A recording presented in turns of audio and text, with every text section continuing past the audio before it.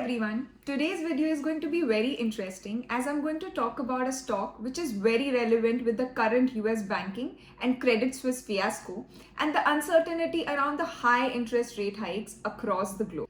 On a personal note, when I go out shopping, I always look out for options which are lucrative and I can buy them on sale. Well, if you're looking for one such opportunity in the stock market, I have a good news for you. Most of the banking stocks are currently trading at a 20% discount in Canada. You must be wondering, where should I start? Welcome to LetStock. I have done my financial research on the largest bank in Canada in terms of deposit base and second largest in terms of asset and market cap. LetStock TD. If you're looking for adding consistent passive income stock with one of the least impact of high interest rates compared to peers, this is one banking stock to look out for. TD's share price is currently trading at 77 Canadian dollars with short-term one-year return at minus 22%. It can be a good entry point to consider in this bear market. TD's 5-year share price absolute returns are nearly replicating the Toronto Stock Exchange index return of 30%. But TD has a stellar dividend history of consistently paying dividends for the last 166 years. With dividend payout ratio of less than 40%, there is enough room for increasing the dividends over the coming years. The 10-year total return of TD is significant at 218%, and the 20-year return is more than 1000%, including the dividend returns. The resilient nature of TD's business and prudent Canadian banking regulation has resulted in TD stock emerging stronger from the 2008 financial crisis and even the pandemic.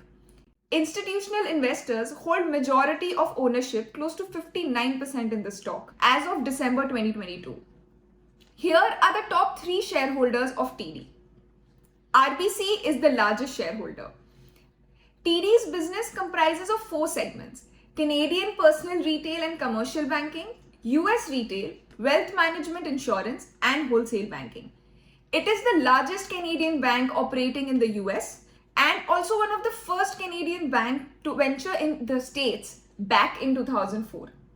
Since then, it has had a strong retail presence with more than 2,200 retail locations. TD has the largest deposit base in Canada, and this benefits the profitability of the bank with a steady increase in net interest income from its lending activities and also maintaining the net interest margin despite high interest rates.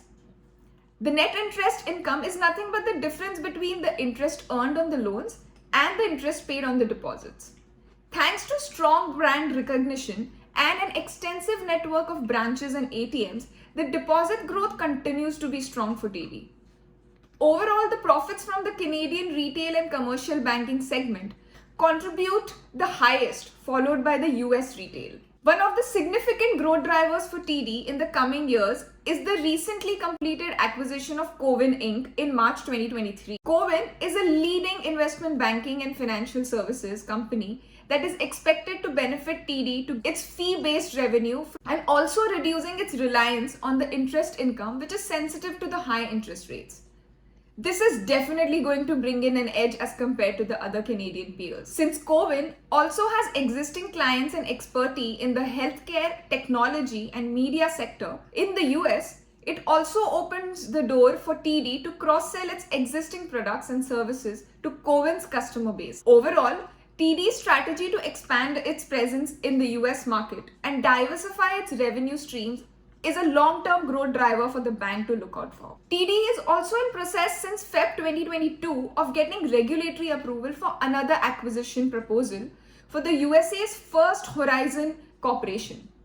If it receives regulatory approval in the second half of 2023, TD will further expand its retail footprint in the southeastern part of the United States, making its franchisee even more stronger in the States. It is important to check the balance sheet relating to the quality of assets like the loan book of the TD. Let me make it simple for you. TD's loan book mostly comprises of residential mortgages at 48% of total loans. Loans to various businesses in different sectors and government accounts for 38%, while the remaining 14% comprises of other consumer loans. In terms of geography, 66% comprises of loans in Canada, while 33% is in US and others. Most of the portfolio's loan to value ratio is below 70%, a healthy number. For TD and all other banks in the world, the cost of risk was at its peak during the COVID pandemic. Thereafter, it has reduced. It has slightly increased in the latest quarter in Jan 2023, relating to the macroeconomic uncertainty. One factor to check is the non-performing loans which have the highest risk of default.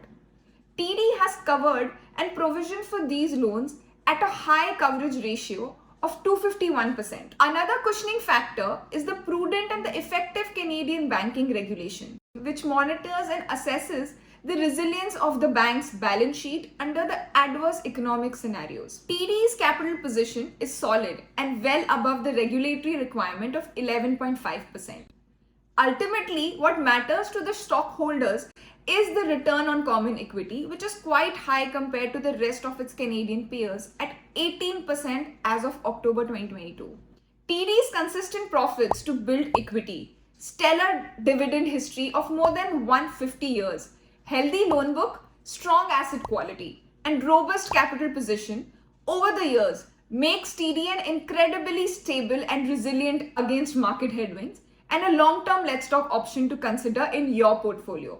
It is not a recommendation, do your own research. Please like, share, follow for more such content. Thank you.